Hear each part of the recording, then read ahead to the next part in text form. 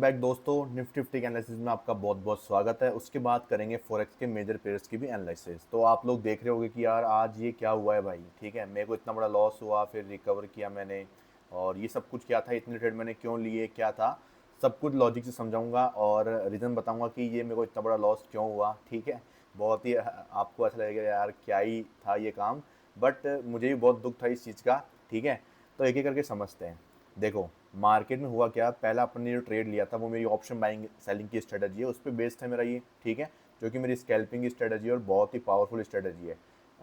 खुलते ही मैंने यहाँ पे प्रॉफिट अर्न कर लिया। उसके बाद मैंने यहाँ पे जो रिस्क लिया था सेकंड ट्रेड का, वो मैंने लिया यहाँ पे इस चीज़ के ऊपर। क्योंकि मार्केट क्या था, आज देखो कि मार्केट जो है गैप डाउन खुला थोड़ा थोड़ा बहुत, और गैप डाउन खुलने के बाद मार्केट थोड़ा बहुत गिरा, फिर रिकवर हुआ और फिर ऊपर की तरफ जाने लग गया धीरे धीरे। ठीक है, और अपन जो थे वीकली टाइम फ्रेम के, अपन जो उसके थे 4 आवर के ऑर्डर ब्लॉक के ऊपर थे। ठीक है, और 4 आवर के ऑर्डर ब्लॉक में मैंने इसको रिफाइन करके रख रखा था। जैसे ही प्राइस यहाँ पे आती है तो यहाँ पे मैंने एक रिस्क लिया था यहाँ पे डायरेक्ट ट्रेड का। एक मैंने रिस्क लिया यहाँ पे डायरेक्ट ट्रेड का। ठीक है, तो यहाँ पे क्या हुआ, जैसे मैंने डायरेक्ट ट्रेड का रिस्क लिया तो मार्केट ने मेरा स्टॉप लॉस हंट किया, तो ये मेरा सेकंड ट्रेड यहाँ पे डन हुआ। उसके बाद थर्ड ट्रेड में मैंने क्या हुआ, यहाँ पे क्वांटिटी लेके और मैंने इस प्रॉफिट को यहाँ पे कन्वर्ट कर लिया, इसको लॉस को कन्वर्ट कर लिया मैंने प्रॉफिट के अंदर। क्योंकि मैंने यहाँ पे क्या किया, जैसे भी ये स्वीप हो रही थी, मुझे उम्मीद थी कि एक सेलिंग आनी चाहिए, बट यहाँ पे जैसे ही स्वीप हुआ और ये फॉल आया, मैंने इसको कैप्चर किया और इस कैप्चर में मैंने जो है ये तुरंत इस प्रॉफिट को यहाँ पे अर्न कर लिया। मतलब एक तरह की स्कैल्पिंग ही आप कह सकते हो इसको। तो जस्ट मैंने इसको यहाँ पे अर्न किया। उसके बाद मैं वेट करने लगा मेरे नेक्स्ट सेटअप का, क्योंकि मार्केट में क्या है, सेटअप ढंग से बन रही थी, मार्केट कंटिन्यूसली ऊपर जा रहा था। ठीक है, अब मार्केट ने फाइनली इसको ब्रेक कर दिया था। ब्रेक करने के बाद में अपना जो स्ट्रक्चर था 1 मिनट का, उसको अपन को कंटिन्यू करना था। तो यहाँ पे क्या हुआ था, आज खुला ऊपर, जब मार्केट गया था उसने क्या किया, यहाँ पे चौक कर दिया था। चौक करने के बाद में क्या हुआ, ये उसका इंड्यूसमेंट हुआ। अब इंड्यूसमेंट के नीचे ऑर्डर ब्लॉक तो मौजूद था। ठीक है, बट प्राइस ने क्या किया, इस इंड्यूसमेंट के ऊपर ना तो कोई इनसाइड बार बनाया और ना ही प्राइस ने कोई अपना स्कोप पैटर्न का फॉर्मेशन किया। ठीक है, तो मार्केट यहाँ से ऊपर चला गया। ठीक है, बट हुआ क्या, मार्केट ने जब इसकी लिक्विडिटी यहाँ पे स्वीप करी, ठीक है, मतलब इसके ऊपर क्लोजिंग दी, तुरंत नीचे फॉल करा। ठीक है, और डिस्प्लेसमेंट आया यहाँ पे, तो मुझे लगा कि भाई मुझे यहाँ पे सेलिंग अपॉर्चुनिटी देखनी चाहिए। और मैंने यहाँ पे जो है ये मेरा ये जो ट्रेड था उसमें बड़ी क्वांटिटी के साथ में मैंने एंटर किया था। ठीक है, और मैंने अच्छा खासा प्रीमियम भी उठाया था, थोड़ा दूर का उठाया था कि मुझे अच्छा खासा मूव मिल सके। ठीक है, और जैसा कि आप देख पा रहे हो मार्केट में यहाँ से लेकर यहाँ तक मुझे बहुत ही अच्छा मूव मिलना भी शुरू हो चुका था और प्रॉफिट मिल रहा था। लेकिन जैसे ही मार्केट यहाँ पे आया, यहाँ पे मेरा लैपटॉप बंद हो गया। वो मुझे, मैंने देखा नहीं कि मेरा चार्ज था या नहीं था वहाँ पे उस टाइम पे। और मार्केट में जैसे ही मार्केट में ये फॉल हो रहा था, यहाँ पे उस टाइम पे ये कैंडल चल रही थी, तब मेरा लैपटॉप यहाँ पे ऑफ हो गया। और जैसे ही मैंने उसको ऑन किया जब तक, तो प्राइस कुछ यहाँ पे आ चुकी थी। ठीक है, अब यहाँ पे आने के बाद में हुआ क्या, वही चीज़ हो गई। 10 मिनट लग गए मैं इसकी ऑन करने में, उसको कोई टाइम लगता है थोड़ा बहुत, तो लोडिंग वगैरह लेता है, फिर चार्ट वगैरह सारे खोलने वापस। ठीक है, तो उस केस में मुझे ये जो मेरा लॉस था ये झेलना पड़ा और मैंने उसको तुरंत वहाँ पे एग्जिट मार दिया। ठीक है, तो ये मेरा कारण हो गया, इसकी वजह से मुझे लॉस हुआ। लेकिन ठीक है, हुआ, मुझे, मैं घबराया नहीं, डरना ही चाहिए ऐसे टाइम पे। फिर नेक्स्ट स्ट्रक्चर का मैंने यहाँ पे वेट किया, ये मेरा बॉस हुआ। बॉस होने के बाद मैंने इंड्यूसमेंट का यहाँ पे वेट किया, और ये मेरा जो निफ्टी फिफ्टी का डेली सेटअप है उसके बेसिस के ऊपर मैंने ये एंट्री करी। साथ ही साथ में इसके पीछे एक लॉजिक क्या था, अपना जो स्कोप का सेटअप है यहाँ पे, ठीक है, वो मैंने अप्लाई किया। ठीक है, अब मैंने यहाँ पे डायरेक्ट एंट्री क्यों करी, मैंने स्कोप पे आने का वेट क्यों नहीं किया, यही कारण है। वो मेरी डेली ट्रेडिंग स्ट्रेटजी है, उसके ऊपर बेस्ड है ये। ठीक है, तो उस केस में मैंने यहाँ पे एंट्री करी, जैसे ही ये क्लोजिंग मिला मैंने एंट्री मारी। एंट्री मार के मैंने प्रॉफिट मेरा जो है वो मैंने लिया कहाँ तक का, मैंने लिया इसका यहाँ तक का। मैंने इसका और इसका ये 50% का जो मेरा एरिया है, मतलब मैंने यहाँ तक का ये प्रॉफिट अर्न किया और उसमें मेरा सारा लॉस जो है वो रिकवर हो चुका था। ठीक है, और आप देख पा रहे हो उसके साथ मैं प्रॉफिट में आया, और आप देख पा रहे हो ये चीज़। तो ऐसे मेरे जो ये ट्रेड थे इतने सारे बन चुके थे। ओवर ट्रेडिंग मैंने नहीं करी है, बट जस्ट मैं अपने सेटअप्स पे फॉलो करता हूँ, और कई टाइम जब मैं मुझे थोड़ा बहुत रिस्क लेना होता है तो मैं कम कम क्वांटिटी का यूज़ करता हूँ। ठीक है, बट मुझे इस सेटअप पे थोड़ा कॉन्फिडेंस ज़्यादा था कि यार एक सेलिंग तो जो है मार्केट डिजर्व करता है यहाँ पे। ठीक है, और यहाँ पे क्या है, ये सेटअप भी क्लियर नहीं बना था ना, अगर मैं इंड्यूसमेंट देखूँ तो यहाँ पे ना कोई स्कोप था, ना कोई अपना इनसाइड बार था। तो मुझे उम्मीद थी कि हाँ मार्केट यहाँ से गिर सकता है, और मार्केट गिरा भी, बहुत अच्छा गिरा। ठीक है, ऑलमोस्ट 24 पॉइंट मान लो, मुझे कम से कम नहीं तो बहुत अच्छा खासा प्रॉफिट हो चुका था, उस टाइम पे चल रहा था। बट मैं रिस्क रिवॉर्ड रेशो के ऊपर बैठा हुआ था। ठीक है, मैं अपनी थोड़ी क्वांटिटी को यहाँ पे बुक करता है इसके ऊपर, बाकी को मैं थोड़ा ट्रेडिंग के लिए छोड़ देता, बट मार्केट ने कुछ और ही मंजूर था, और मार्केट में जो मेरे साथ ट्रेजेडी हुई, मेरे साथ में जो प्रॉब्लम हुई, ठीक है, तो उसको मुझे फेस करना पड़ा। बट कोई दिक्कत नहीं है, मैंने इस स्ट्रक्चर को फॉलो किया। अगर आप देखो पैनिक नहीं करते हो, इस स्ट्रक्चर को फॉलो करते हो ना, तो मार्केट आपको मौका देता है। ठीक है, मार्केट ने आपको मौका दिया और मैंने उस मौके को छोड़ा नहीं और मैंने यहाँ पे प्रॉफिट मेरा अर्न किया। फिर यहाँ पे मेरा जो बॉस था, ठीक है, ये मेरा यहाँ पे क्या हुआ, बॉस हुआ। ठीक है, अब ये बॉस मेरा कहाँ तक हुआ, मैं यहाँ पे लगे बॉस मेरा कंफर्म हुआ। अब आप बोलोगे यार मैंने यहाँ पे टारगेट यहाँ तक का क्यों लिया। मैंने आपको जब स्कोप की स्ट्रेटजी सिखाई थी, जो कि मेरे यूट्यूब पे अवेलेबल है, आप जाके प्लेलिस्ट में जाके देखोगे तो आपको वो मिल जाएगी। ठीक है, तो मैंने आपको दिखाई थी, उसमें तो मैं आपको 1.6 का लेवल सेकंड टारगेट बताता था, लेकिन मैंने इसका दोनों का हाफ किया और वहाँ तक का मैंने टारगेट निकाला। ठीक है, क्यों, क्योंकि मेरी थोड़ी क्वांटिटी क्या थी यहाँ पे, ज़्यादा थी। ठीक है, और ऑलरेडी मैं लॉस में था, तो मुझे उस टाइम पे उसको एडजस्टमेंट करना था। ठीक है, और इसीलिए अब उसके बाद में क्या हुआ, मार्केट कंटिन्यूसली देखो अब ऊपर जा रहा है, ऊपर जा रहा है। यहाँ पे जाके प्राइस ने क्या किया, नेक्स्ट इंड्यूसमेंट किया और यहाँ पे जो अपना चौक था 4 आवर का, वो स्वीप हो चुका था। ठीक है, अब यहाँ पे क्या था, मार्केट में आया एकदम से बड़ा ही कैंडल। आप देखो कि कितनी बड़ी बड़ी कैंडल्स थी, लिक्विडिटी ली और यहाँ पे मेरा ये ऑर्डर ब्लॉक था जस्ट इसके नीचे। ठीक है, अब लिक्विडिटी लेने के बाद में आप लोग एक चीज़ देखोगे, यहाँ पे जब मार्केट नीचे आया तो मार्केट ने ऑर्डर ब्लॉक के जब नीचे आता है तो अपन क्या देखते हैं, एसएमटी देखते हैं। यहाँ पे मेरा क्या हुआ, या एसएमटी का एमएसएस हुआ। अब मैं वेट कर रहा था मेरे प्राइस का डिस्काउंट जोन में आने का। ठीक है, तो मैंने क्या किया, मैं जस्ट मेरा जो ये सेटअप है सिंपल, मैंने सिंपल यूज़ किया, यहाँ पे लगा के मैंने इसको यहाँ पे यूज़ किया। अब मैं डिस्काउंट जोन में आने का वेट कर रहा हूँ। यहाँ पे मेरे पास में रिजेक्शन ब्लॉक है, ठीक है, छोटे छोटे दो, और यहाँ पे मेरे पास में ऑर्डर ब्लॉक्स भी मौजूद है। तो मैं यहाँ पे आने का वेट कर रहा था, बट प्राइस ने क्या किया, आप देखोगे प्राइस ने यहीं पे घुमा के, ठीक है, ऊपर की तरफ गया और यहाँ पे जो अपना ऑर्डर ब्लॉक था, यहाँ से मैं सेल कर सकता था।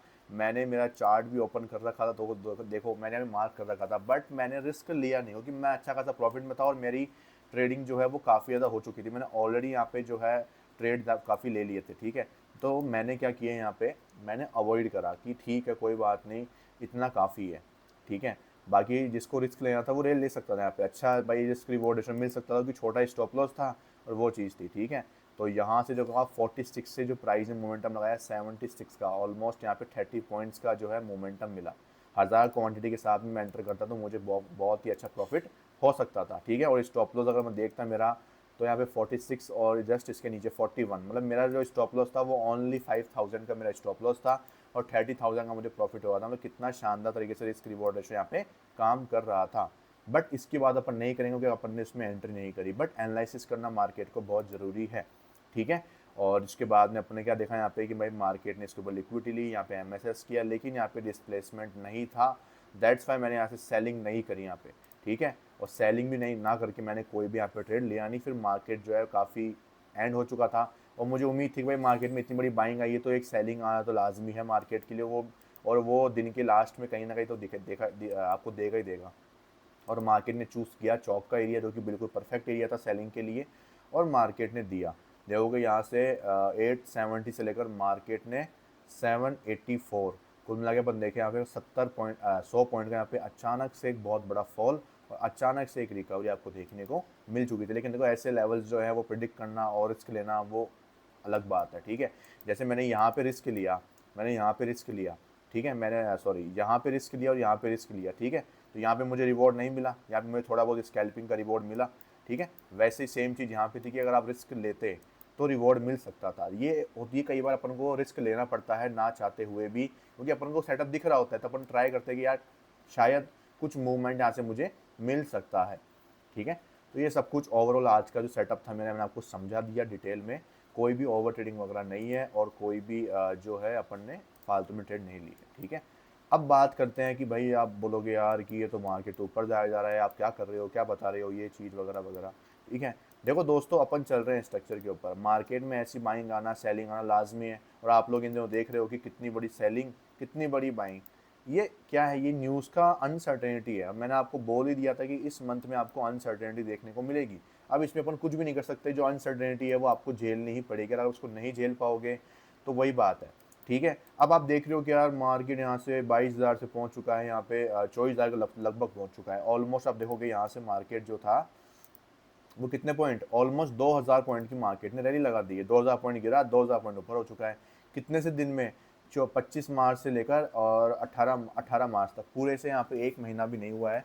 ठीक है, और मार्केट जो है वो इतने बड़े बड़े मूव दे चुका है, ठीक है। तो देखो मेन चीज़ क्या है, मेन चीज़ ये है कि यहाँ पे सब कुछ हुआ वो न्यूज़ के कारण हुआ। यहाँ पे न्यूज़ खराब आई तो गिर गया, न्यूज़ सही हुई तो मार्केट ऊपर चला गया। तो ये मार्केट के खेल हैं, ठीक है। अपन को इसमें इतना नहीं फंसना चाहिए कि भाई अपन को क्या काम है, अपन को अपने 1:2 3 4 5 से मतलब है। अगर इतने रिस्क रिवॉर्ड अपन को मिल जाते हैं सही से सही लेवल्स पे तो अपना काम हो चुका है। अब मार्केट का तो काम है वो ऊपर नीचे करेगा ही सारे दिन भर, तो अब कितना भी चल जाए, ठीक है। मार्केट तो कितना भी चल जाए, अपन थोड़ा ना कि हर लेवल को पकड़ सकते हैं, हर लेवल पे अपन लोग भाई बैठ के ट्रेडिंग करके भाई उसका पैसा बना लेंगे।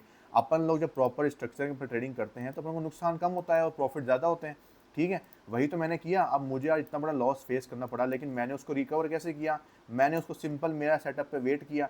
अब मैं यहाँ पे जैसे ही मार्केट जहाँ पे मुझे सपोज करना मुझे लॉस हुआ, ठीक है। अब मैं अगर कंफ्यूज हो जाता, मैं डर के मारे या कन्फ्यूजन के मारे या फिर जल्दी जल्दी फोमो के मारे कहीं पे भी एंट्री कर लेता किसी भी चीज़ को देख के, तो यहाँ पे क्या होता, मुझे लॉस होता, ठीक है। बट मैंने स्ट्रक्चर को फॉलो किया, स्ट्रक्चर को फॉलो करने के बाद प्राइस ऑर्डर ब्लॉक के बाहर जा चुकी है। अब मुझे ऐसा कोई काम नहीं है, अब मुझे जस्ट वेट करना है कि भाई यहाँ पे प्राइस क्या करे, मुझे कोई कंफर्मेशन दे और मैं वहाँ पे एंट्री कर सकूँ। बट प्राइस ने ऐसा कुछ भी नहीं किया, ठीक है। और जब प्राइस ने यहाँ पे मुझे कंफर्मेशन दी तब मैंने एंट्री करी और एंट्री करने के बाद मैंने प्रॉफिट का वहाँ पे फ़ायदा उठाया।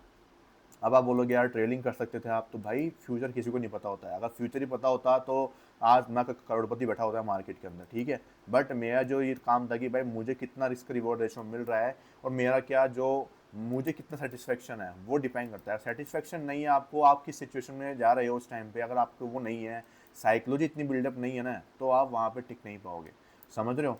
और दूसरी चीज़ ये कि देखो इस मार्केट में जो भी आ रहा है ना, तो ये सोच समझ के आए कि देखो बिना कैपिटल के कोई काम नहीं है यहाँ पे। पहली बात तो सबसे बड़ा काम ही क्या होता है, कैपिटल को बचाना होता है। कैपिटल नहीं बचा पाओगे तो कुछ नहीं कर पाओगे। और आप लोग सोच रहे हो कि आप बिना लॉस दिए यहाँ पे प्रॉफिट कर लोगे, तो वो पॉसिबल नहीं है मेरे दोस्त, समझ जाओ इस चीज़ को। अगर आपने लॉस को झेलना नहीं सीखा ना, तो यहाँ पे प्रॉफिट आपको हाथ कभी नहीं लगने वाला, ठीक है। डरते रह जाओगे, एंट्री नहीं कर पाओगे और सही सही ट्रेड को भी आप छोड़ दोगे, ठीक है। कई जगह आपको रिस्क लेना पड़ता है, लेकिन कई जगह आपको अपने दिमाग से काम लेना पड़ता है। जहाँ पे रिस्क ले रहे हो वहाँ पे क्वांटिटी को बिल्कुल छोटी कर दो। जहाँ पे आपको कॉन्फिडेंस बिल्डअप हो रहा है आपका, तो वहाँ पे ट्रेड लो, क्वांटिटी लो, डरो मत वहाँ पे यार, डरो मत। डरोगे तो फिर कैसे काम चलेगा। अब मैंने यहाँ पे लिया ट्रेड, ठीक है। अब मैं यहाँ पे निकाल सकता था ऑलमोस्ट, देखा यहाँ पे 24 पॉइंट का मोमेंटम था और ऑलमोस्ट जो प्राइस है मेरी 15 से 16 रुपये मूव कर चुकी थी। मेरा प्रीमियम काफ़ी सही था उस टाइम पे, आप देखोगे ऑलमोस्ट 100 रुपये का ऊपर का मैंने प्रीमियम ले रखा था वहाँ पे। 22,700 का मैंने प्रीमियम ले रखा था यहाँ पे, आप लोग देखोगे 23,700 का, सॉरी 23,700 का मैंने प्रीमियम ले रखा था ऑलरेडी। तो मुझे मोमेंटम काफ़ी अच्छा मिल चुका था, ऑलमोस्ट 15-16 रुपये ऊपर था मैं। अब मेरी क्वांटिटी देखो आप कितनी थी, यहाँ पे कितनी बड़ी क्वांटिटी थी मेरे पास में। तो ऑलमोस्ट आप समझ जाओ कि मेरा प्रॉफिट कितना चल रहा होगा, ठीक है। बट वही चीज़ है, मैंने रिस्क भी तो उस हिसाब से लिया था ना वहाँ पे, भाई मैंने रिस्क जो लिया तो मुझे उसके अकॉर्डिंग रिवॉर्ड भी चाहिए था। बट मार्केट ने वैसा नहीं किया परफॉर्म, तो कोई बात नहीं, अपन लेके निकल गए बाहर वहाँ पे, ठीक है। लेकिन मेरा कॉन्फिडेंस था कि भाई मार्केट गिर सकता है, तो मैंने लिया वहाँ पे। अब ऐसा थोड़ा ना कि मैंने ले लिया और मैं भाई आप डर के मारे हो गया कि नहीं यार यार मतलब वो ये वो, ठीक है। तो ऐसा नहीं करना है कभी भी, आपको पैनिक नहीं करना है। पूरे दिन में अगर मार्केट जा रहा है, एक ट्रेड भी मिल गया यार, एक ट्रेड भी, अगर सपोज तो मेरा वो लॉस नहीं होता, ठीक है, मेरा वो लॉस नहीं होता, यहाँ पे होता क्या फिर, यहाँ पे आज मैं इस प्रॉफिट के साथ में कितना शानदार तरीके से है ना जो प्लस में होता। ऑलमोस्ट जो है मैं 20 में तो प्लस में था ही, और ऑलमोस्ट मुझे 37 का प्रॉफिट हुआ, देखो यहाँ पे इस ट्रेड में, सिंगल ट्रेड के अंदर। तो आप देख लो कितना प्रॉफिट हुआ है। तो ये एक अच्छा ट्रेड हो सकता था, बट वही चीज़ है, ठीक है। हर चीज़ आपके फेवर में नहीं होती, लेकिन कॉन्फिडेंस को बिल्ड करना बहुत ज़रूरी है। और कॉन्फिडेंस को लूज़ करना वो सबसे बड़ी बेवकूफ़ी है यहाँ पे। कॉन्फिडेंस लूज़ ऐसे नहीं होता है, लूज़ कैसे होता है, जब आपने अपने सेटअप पे या अपने कोई कोई भी ऐसे अननेसेसरी जगह पे अपने ट्रेड ले लिया, तो वहाँ पे आपका जो है कॉन्फिडेंस लूज़ होता है। लेकिन आप सही जगह पे ट्रेड लेते हो तो कॉन्फिडेंस बिल्डअप होने से आपका कोई माइक का लाल नहीं रोक सकता, समझ रहे हो। मार्केट में स्ट्रेटजीज खूब पड़ी हुई है, हर स्ट्रेटजी यहाँ पे हर तरीके से काम करती है। डिपेंड करता है आप कितना उस पर टाइम देते हो, कितना उस पर रिस्क मैनेजमेंट को फॉलो करते हो, डिसिप्लिन को फॉलो करते हो, कितना जनरल मेंटेन करते हो। अगर वो करते हो तब तो सही है, अगर वो नहीं करते हो तो वही बात है, देखो फिर कितना ही काम में ले लो। मेन वही चीज़ है, 90% साइकोलॉजी है, 10% यहाँ पे क्या है, अपना जो सेटअप है, स्ट्रेटजी है आपकी जो भी है वो है यहाँ पे, ठीक है। तो वही चीज़ है, जिम जाते हो आप, कुछ भी करते हो, वर्कआउट करते हो, तो आपको ट्रेनर बोलता होगा कि भाई 80% डाइट का खेल है और 20% वर्कआउट का खेल है। अगर आपकी डाइट सही नहीं होगी तो आप कितना ही वर्कआउट कर लो, आपकी बॉडी नहीं बनने वाली। थोड़े बहुत कट्स दिख जाएंगे आपको, लेकिन अगर आपको एक्चुअली मसल बिल्डअप करना है, लीन बॉडी करनी है, एब्स बनाने हैं, तो उसके लिए प्रॉपर क्या करना पड़ेगा, एक डाइट को फॉलो करना पड़ेगा। तो वैसे ही यहाँ पे ये है, 80% साइकोलॉजी है, 20% यहाँ पे सेटअप है। तो वही वही रेशो काम करता है, ठीक है। अब बात करते हैं कि कल का जो दिन है आप लोगों को किस अकॉर्डिंग देखना पड़ेगा। तो पहली सबसे बड़ी चीज़ जो है 4 आवर के टाइम फ्रेम पे चलते हैं। यहाँ पे आपको जो अपना चौक वाला एरिया था, जो कि पहले यहाँ पे क्या हुआ था, ये अपना स्वीप हुआ था यहाँ पे, तो आज वो क्या हुआ है, फिर से यहाँ पे स्वीप होके ही क्लोज करा है। अगर मैं इसकी क्लोजिंग देखूँ 23,837 और 23,851 मुझे दिखा रहा है, ये 51 मेरा कहाँ पे है, यहीं पे है, मतलब इसके नीचे ही जो है क्लोजिंग मुझे देखने को मिली है। तो प्रॉपर इसको मैं क्या बोलूँगा, अभी तक स्वीप ही बोलूँगा, मेरा चौक स्वीप हुआ है। अब अगर मुझे इसमें ट्रेड लेना है तो मैं किस अकॉर्डिंग प्लान करता हूँ, तो मेरा चौक का जो सेटअप है स्वीप करने वाला, वो क्या बोलता है मुझे, वो ये बोलता है कि देखो पिछली बार वो क्या बोलता है मुझे कि यहाँ तो मुझे क्या मिले, यहाँ तो मुझे जो ये पुल बैक था, अगर वो मेरा मेजर पुल बैक होता, मेजर पुल बैक कैसे बनता है दोस्तों, जब प्राइस क्या करे, फॉल करे, ठीक है, फॉल करे और यहाँ से क्या करे, इसके ऊपर एक कैंडल को क्लोज कर दे, तो इससे क्या होता है, ये मेरा पुल बैक क्या हो गया, मेजर पुल बैक बन चुका है।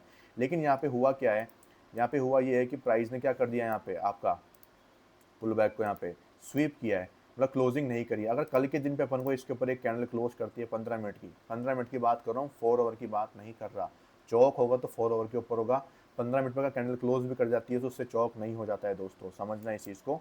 अगर कैंडल क्लोज करती है इसके ऊपर तो इससे होगा क्या, ये अपना जो पुल बैक है वो मेजर पुल बैक में बन जाएगा, और अगर फिर प्राइस नीचे आके इसके नीचे क्लोज करती है तो वो अपना क्या हो जाएगा, वहाँ पे चौक हो जाएगा, ठीक है, वो अपना क्या हो जाएगा, चौक हो जाएगा। लेकिन अपन को डायरेक्ट एंट्री नहीं करनी है। अगर सपोज करो इसके ऊपर एक कैंडल ऐसे क्लोज कर जाती है, उसके बाद नीचे आके यहाँ पे चौक करती है और प्राइस ऐसे क्या करती है, यहाँ पे एक पुल बैक बनाती है, जो कि क्या काम आएगा, इंड्यूसमेंट में काम में आएगा। अब फिर प्राइस ऊपर जाती है और अपना जो ये प्रीमियम जोन होता है, फिबोनाची टूल से अपन 0.5 का लेवल निकालेंगे। अगर ये मेरा ऊपर का जोन जो है वो प्रीमियम जोन कहलाएगा, नीचे का डिस्काउंट जोन कहलाएगा। मुझे सेल करना है तो मैं प्रीमियम जोन में सेल करूंगा। अब प्रीमियम जोन में कोई एफपीजी ऑर्डर ब्लॉक कुछ भी दिखता है तो वहाँ से आप सेल करोगे लोअर टाइम फ्रेम कंफर्मेशन लेके, तो आपके लिए बेस्ट अपॉर्चुनिटी रहेगी डाउन साइड के लिए, और बहुत अच्छे टारगेट आपको देखने को मिल सकते हैं, ठीक है। ये तो सारी बात हो गई अपनी एक अपना जो सिनेरियो है वो अपने को देखने को मिल सकता है।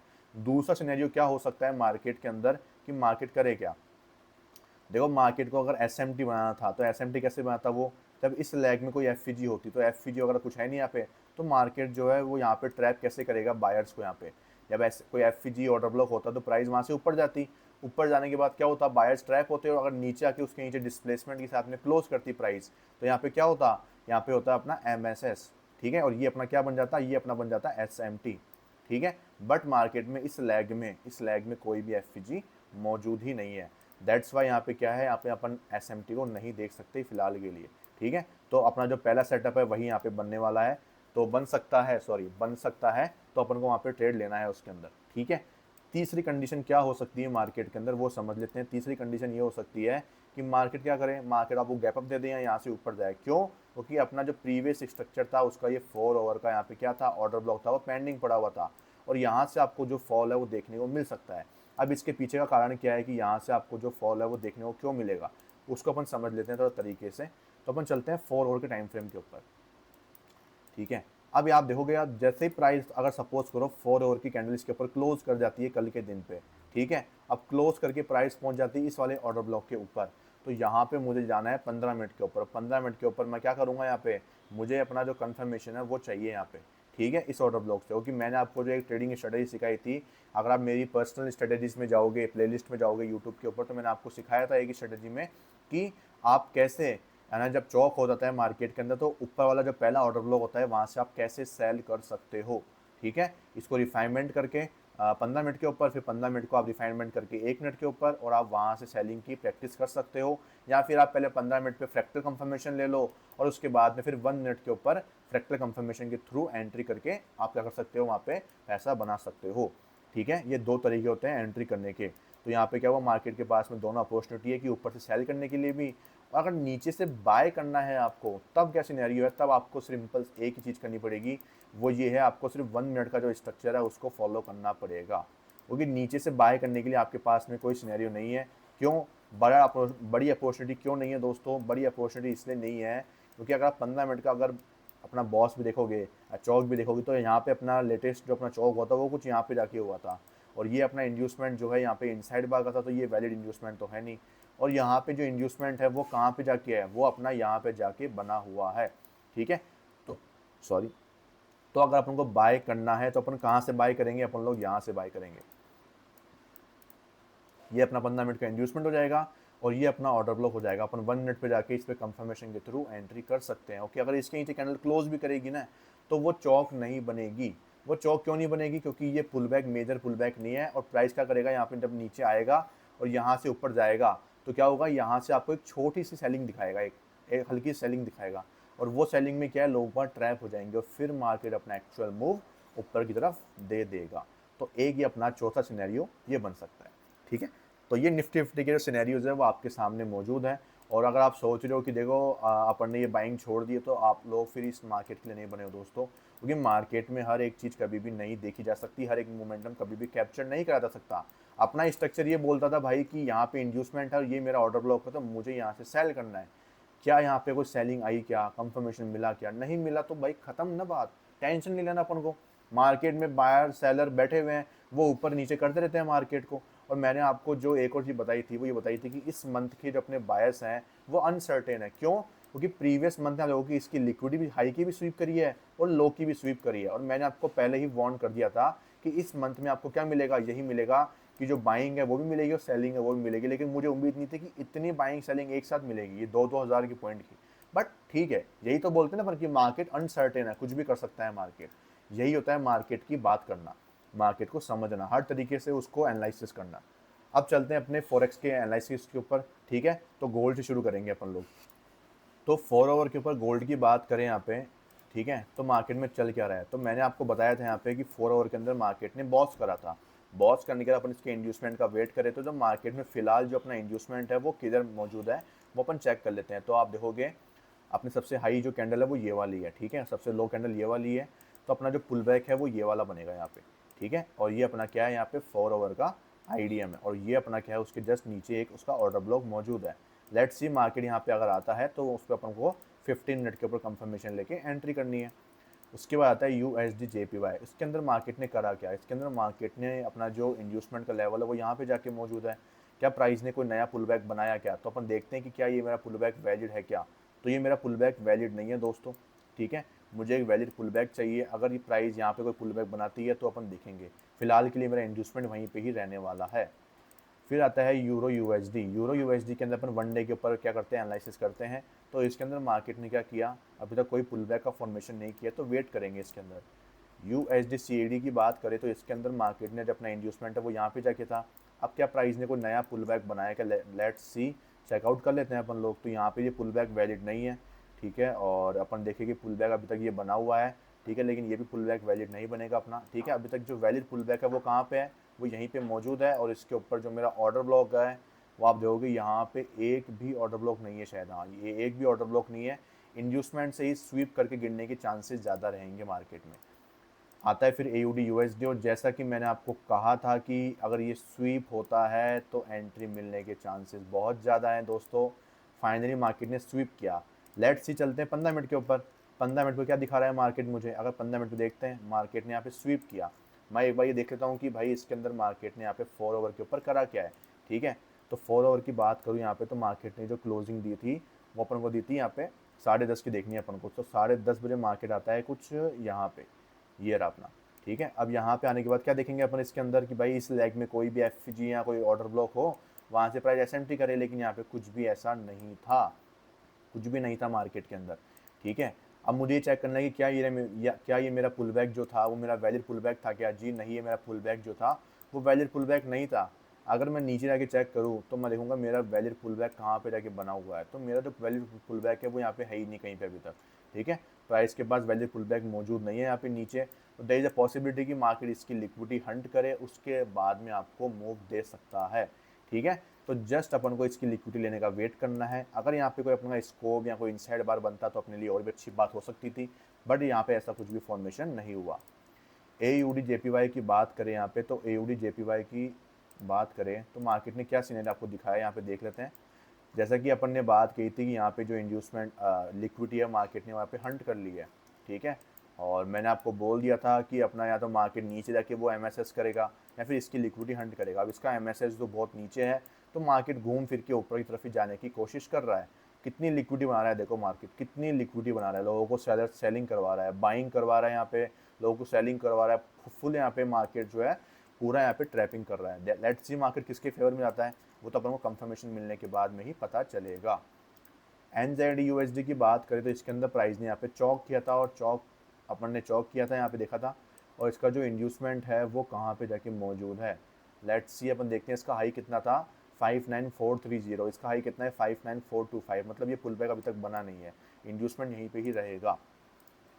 USD/CHF की बात करें तो यहाँ पे प्राइस ने क्या किया है, बॉस करा है, लेकिन इंड्यूसमेंट अभी तक बना नहीं है, लिक्विडिटी लेना बाकी है। GBP/USD की बात करें तो प्राइस ने अपना इंड्यूसमेंट यहाँ पे था, उसके बाद क्या ये पुल बैक बना क्या, जी हाँ ये पुल बैक बना। इसका मतलब अपना इंड्यूसमेंट यहाँ पे स्वीप हो चुका है। देखो दोस्तों, यहाँ पे इंड्यूसमेंट जो है अपना यहाँ पे जो है 4 आवर का वो यहाँ पे स्वीप हुआ है, ठीक है। और इसके नीचे अपने पास में ऑर्डर ब्लॉक नहीं था, ऑर्डर ब्लॉक बहुत नीचे रह के मौजूद है, ठीक है। अब इंड्यूसमेंट स्वीप हुआ है तो हम क्या करेंगे, 15 मिनट पे चल जाएंगे सिंपल, और 15 मिनट पे जाने के बाद अपन देखेंगे कि यहाँ पे प्राइस ने करा क्या है, ठीक है।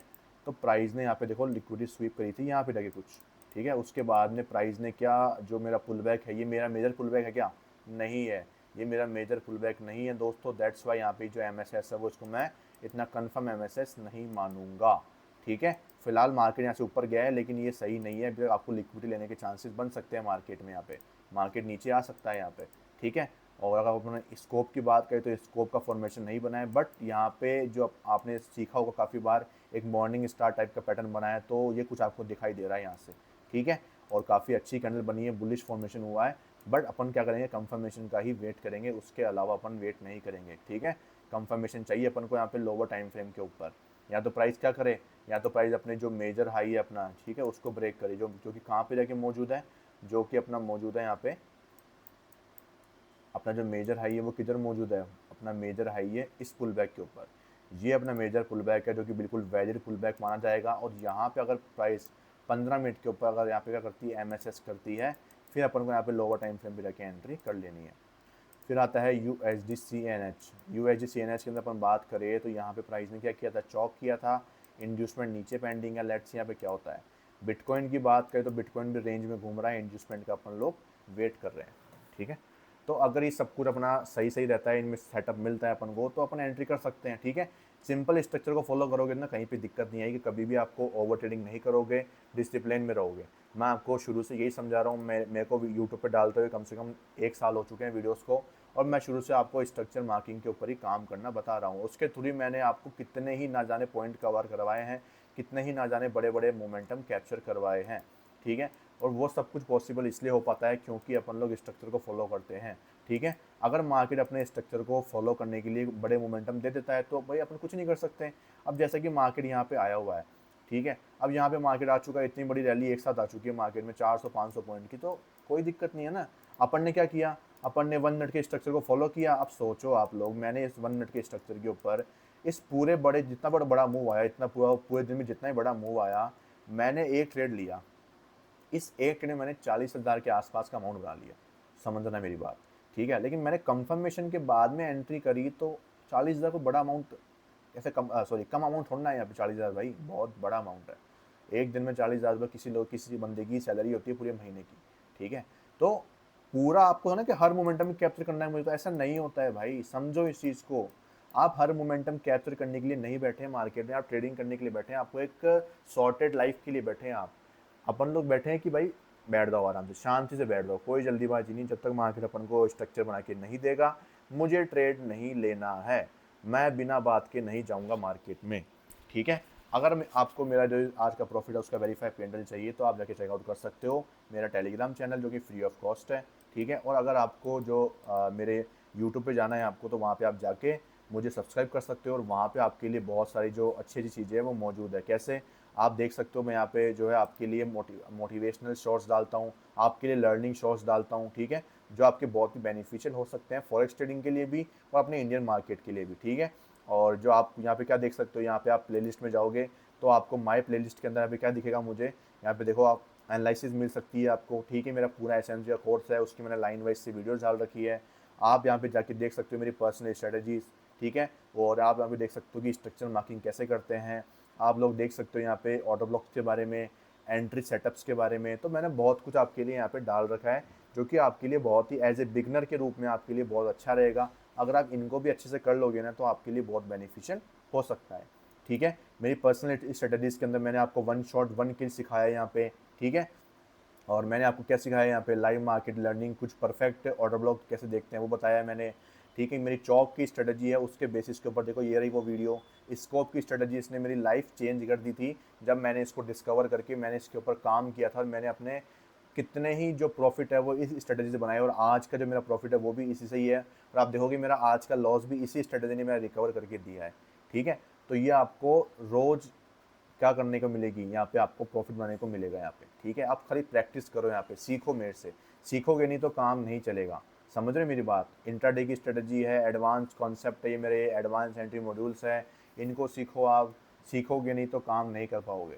ठीक है, थैंक यू सो मच, मिलते हैं कल की वीडियो में।